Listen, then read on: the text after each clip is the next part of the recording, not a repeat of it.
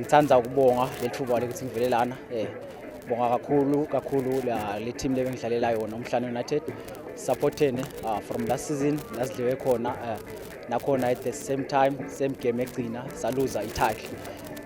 Namuhla ngijabule kakhulu even though bese kubonakala ngazi ukuthi siyaluza, but ngijabule kakhulu ukuthi sigcine simanagile ukudrawisa and then sathatha i-title.